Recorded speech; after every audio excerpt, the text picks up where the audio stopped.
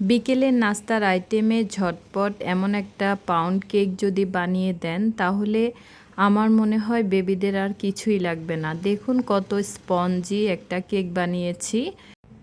কেকটা আমি কিভাবে বানালাম আপনাদেরকে ফুল রেসিপি আমি এখন দেখাচ্ছি, কিন্তু এর আগে একটা রিকোয়েস্ট, প্লিজ কেউ ভিডিও স্কিপ করে দেখবেন না। এখানে আমি 4টা ডিম নিয়েছি। 4টা ডিম আমি নর্মাল টেম্পারেচার করে তারপর নিয়েছি। ফ্রিজে ছিল, আমি 20 মিনিট আগে নামিয়ে রেখেছিলাম। তারপর এখানে হাফ কাপ চিনি দিয়ে দিলাম, 1 চা চামচ পরিমাণ আমি ভ্যানিলা এসেন্স দিয়ে দিলাম। এগুলো দিয়ে ভালোভাবে মিক্স করে নিয়েছি। চিনি ভালোভাবে গলে যাওয়ার পরে তারপর আমি হাফ কাপ সয়াবিন তেল দিলাম। ডিম আর চিনি ভালোভাবে গলে যাওয়ার পরে তারপর তেল দিবেন। এখন আমি ভালোভাবে তেলগুলো মিক্স করে নিচ্ছি। যখন দেখবেন যে ডিমের কালারটা চেঞ্জ হয়ে গেছে, একটা ফ্লাপি ভাব আসছে, এই যে দেখুন এমন কালার হলে বুঝবেন যে ভালোভাবে মিক্স হয়ে গেছে।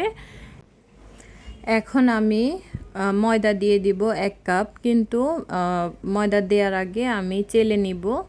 এখানে 1 কাপ ময়দা দিয়ে তারপর আমি 4 টেবিল চামচ পরিমাণ গুঁড়ো দুধ দিয়ে দিচ্ছি।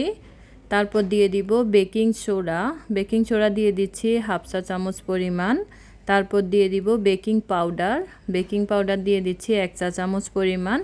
এগুলো ভালোভাবে আমি চেলে দিব, আপনারাও চেলে দিবেন, তাহলে ভালোভাবে মিক্স হবে এবং প্লেন হবে কেকটা।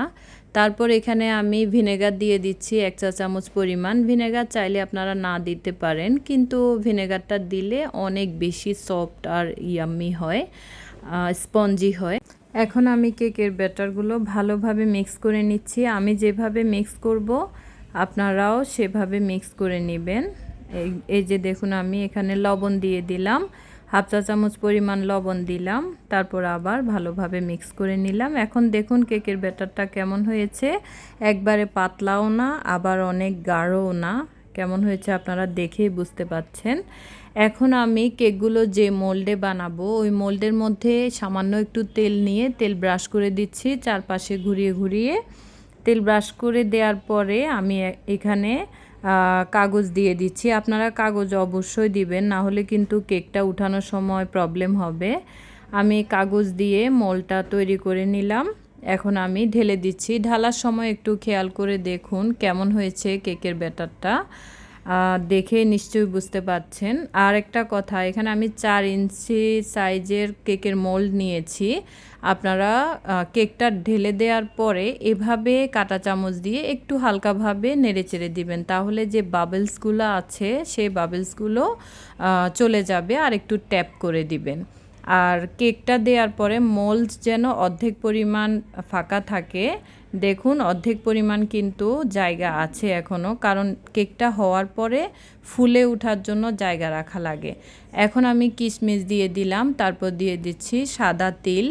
আপনারা যদি কিশমিশ আর সাদা তিল না দিতে চান না দিলেও হবে, দিলে কেকটা খুব বেশি ভালো লাগে, এই জন্য আমি কিশমিশ আর সাদা তিল দিয়ে দিলাম।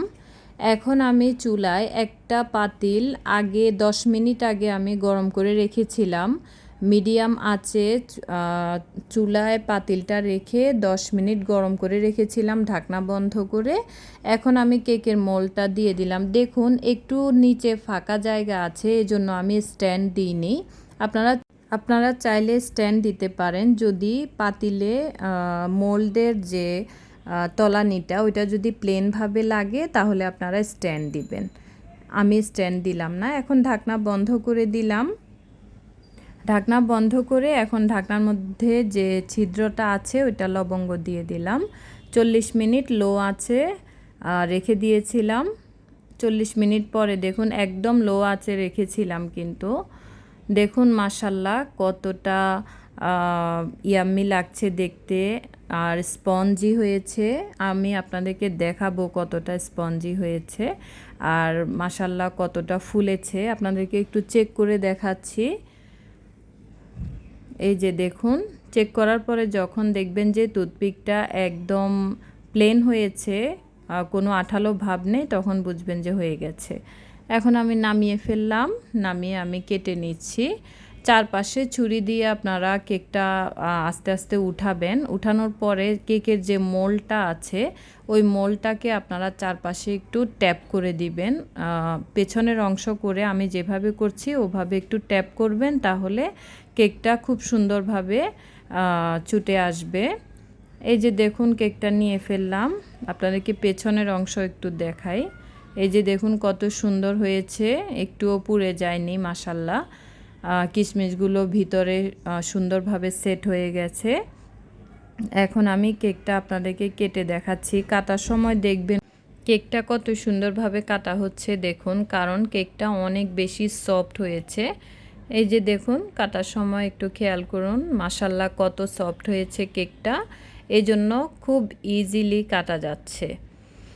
আপনাদেরকে আমি সম্পূর্ণ ভিডিওটা দেখালাম, কতটা ভালো হয়েছে কেকটা আপনারা দেখেই বুঝতে পারছেন।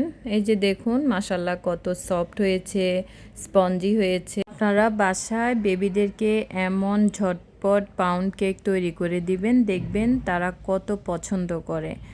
আপনাদের কাছে কেকের রেসিপিটা কেমন লেগেছে আমাকে অবশ্যই কমেন্টে জানাবেন, আর ভালো লাগলে অবশ্যই লাইক কমেন্ট শেয়ার করবেন, আর আমার পাশে থাকবেন। আল্লাহ হাফেজ, আসসালামু আলাইকুম।